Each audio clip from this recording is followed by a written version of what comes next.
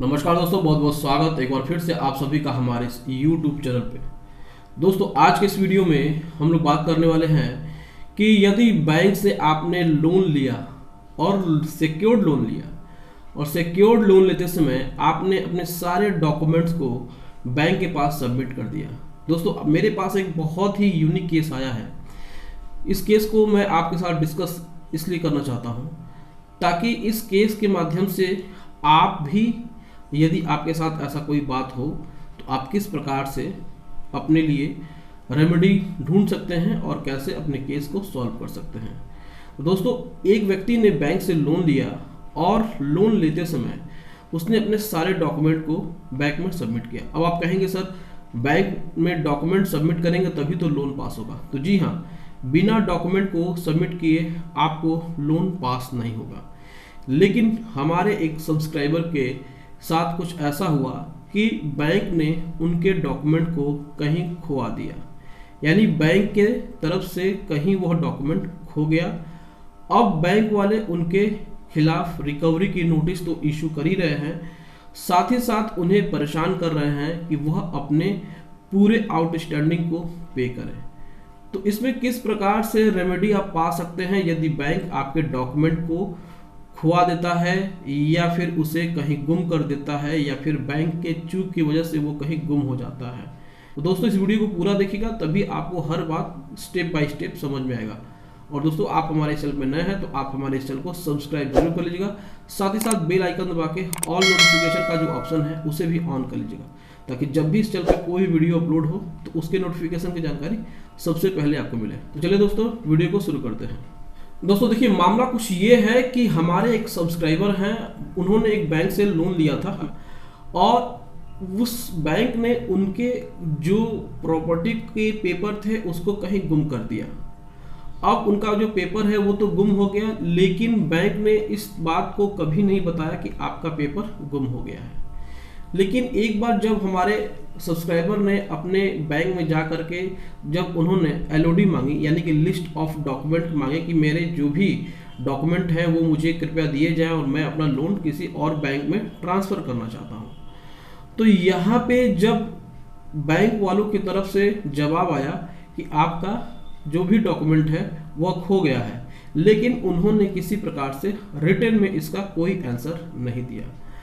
अब हमारे जो भी सब्सक्राइबर हैं उन्होंने अपना लोन का रीपेमेंट बंद कर दिया और पिछले साल से वह अभी तक उन्होंने कोई भी अपना ईएमआई पे नहीं किया है।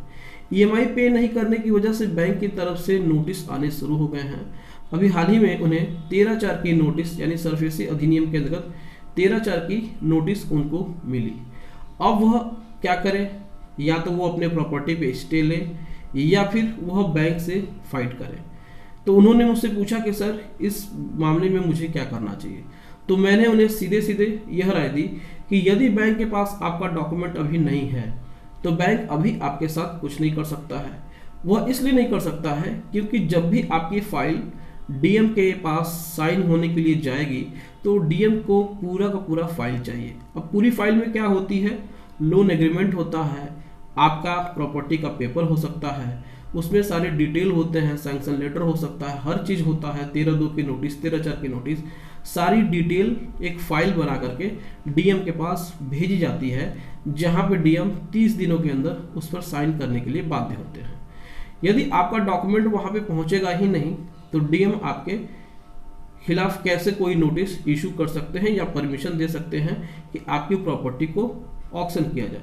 तो इसमें आपकी रेमेडी क्या हो सकती है, इसमें सबसे पहले तो आपको ये करना है कि आप बैंक से अपने जो भी डॉक्यूमेंट है उसको मांगने की कोशिश करिए।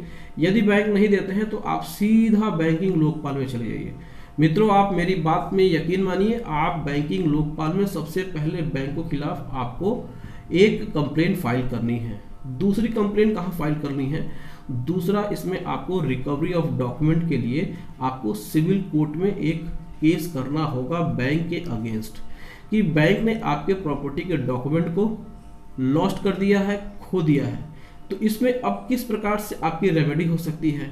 तो देखिए, यदि बैंक के पास, यदि आपका लोन ड्यू है और बैंक ने आपके प्रॉपर्टी के पेपर को गुम कर दिया है, तो अब इस कंडीशन में तो सेटलमेंट ही हो सकता है, क्योंकि बैंक आपकी प्रॉपर्टी को सेल आउट नहीं कर सकता है।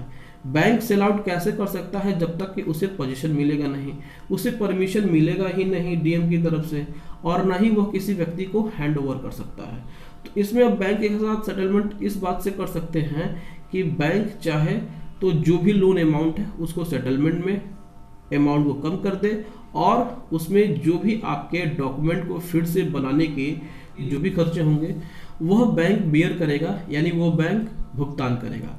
तो इसमें आप बैंक के साथ सेटलमेंट कर सकते हैं। तो इस कंडीशन में यदि बैंक आपके पेपर को किन्हीं कंडीशन में गुम करा देता है, लॉस्ट कर देता है या उसे खो जाता है, तो आप इसकी शिकायत सबसे पहले आप बैंकिंग लोकपाल में करेंगे, और दूसरा इसमें आप अपने डॉक्यूमेंट को पाने के लिए एक सिविल कोर्ट में मुकदमा दाखिल करेंगे।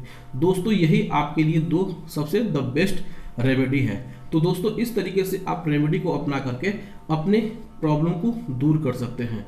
तो दोस्तों यदि आपको अन्य किसी प्रकार से कोई भी लीगल हेल्प की ज़रूरत है तो आप स्क्रीन पे दिए हुए नंबर से संपर्क कर सकते हैं, और साथ ही साथ घर बैठे अपनी सारी समस्याओं का समाधान पा सकते हैं।